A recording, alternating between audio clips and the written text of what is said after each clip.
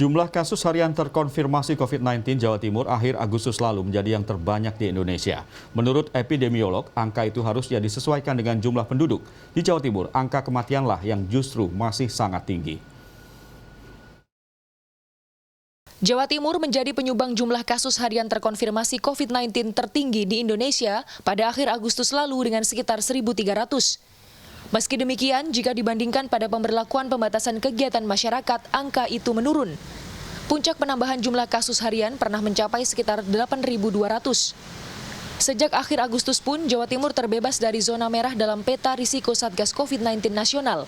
Penentuan zonasi ini bukan berdasarkan peringkat jumlah kasus, melainkan tren dengan jumlah kasus yang menurun dari puncak. Selama PPKM, kasus mingguan di Jawa Timur mencapai 44.000, sedangkan pada minggu lalu mencapai 8.000 hingga 9.000. Jumlah testing yang dilakukan dalam seminggu di akhir Agustus sekitar 90.000. Pemerintah Provinsi Jawa Timur sedang berupaya mengejar rasio pelacakan. Pada awal PPKM, rasio pelacakan hanya 1,17, sedangkan pada awal September mencapai 10,72. Meski demikian, jumlah testing harian belum benar-benar konsisten.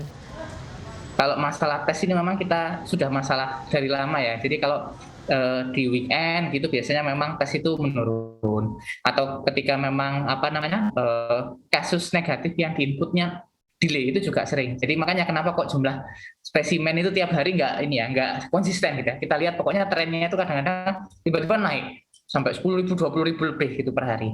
Tapi kadang-kadang juga turun di bawahnya 10.000. Memang ya faktor human ya. Jadi karena kalau misalnya weekend otomatis jumlah spesimen yang masuk turun. Terus habis itu kapasitas labnya pun juga bervariasi gitu.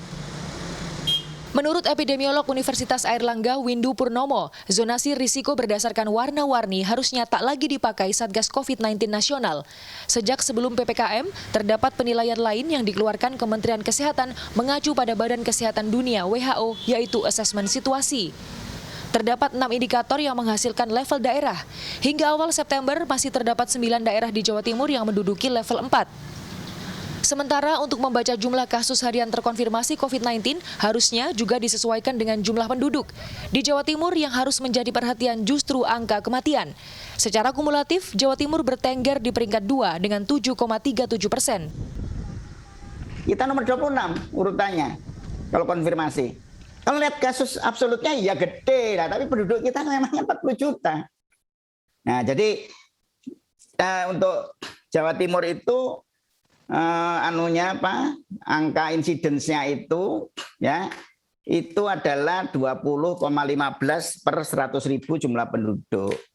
Ya, 100.000 penduduk. Jadi itu nomor 26 urutannya, ya.